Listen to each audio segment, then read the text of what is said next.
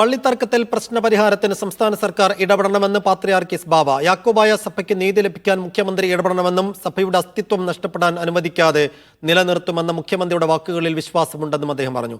പ്രശ്നപരിഹാരത്തിനുള്ള ചർച്ചകൾ നല്ല ഉദ്ദേശത്തിലാണെങ്കിൽ സഹകരിക്കുമെന്ന് നിയുക്ത കത്തോലിക്ക ജോസഫ് മാർ ഗ്രിഗോറിയോസ് പ്രതികരിച്ചു.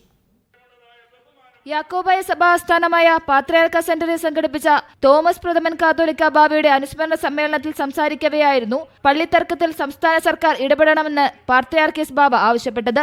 സഭാവിശ്വാസികൾക്ക് നീതി നിഷേധിക്കപ്പെട്ടിരിക്കുകയാണ്. ഈ ഘട്ടത്തിൽ സഭയുടെ അസ്തിത്വം നിലനിർത്തണമെന്നാണ് മുഖ്യമന്ത്രി പ്രഖ്യാപിച്ചത്. മുഖ്യമന്ത്രിയുടെ വാക്കുകളിൽ വിശ്വാസമുണ്ട്.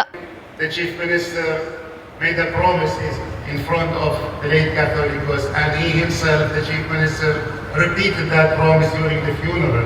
നീതി നിഷേധിക്കപ്പെടുന്ന വിധിന്യായങ്ങൾ ചോദ്യം ചെയ്യപ്പെടുമെന്ന് നിയുക്ത കാത്തോലിക്ക ബാവ ജോസഫ് മാർ ഗ്രിഗോറിയോസ് പറഞ്ഞു.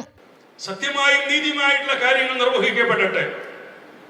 നീതി നിഷേധിക്കപ്പെടുന്നതായ വിധിന്യായങ്ങൾ ഏത് കാലത്തും ചോദ്യം ചെയ്യപ്പെട്ടിട്ടുണ്ട്. അതുകൊണ്ട് നീതി നിർവഹിക്കപ്പെടണം. സിറിയയിലെ സംഘർഷങ്ങളുടെ പശ്ചാത്തലത്തിൽ പാത്രിയാർക്കീസ് ബാവയുടെ 10 ദിവസത്തെ കേരള സന്ദർശനം വെട്ടിച്ചുരുക്കിയിരുന്നു. പാത്രിയാർക്കീസ് ബാവ നാളെ രാവിലെ ദമാസ്കസിലേക്ക് മടങ്ങും. മീഡിയ 1 കൊച്ചി.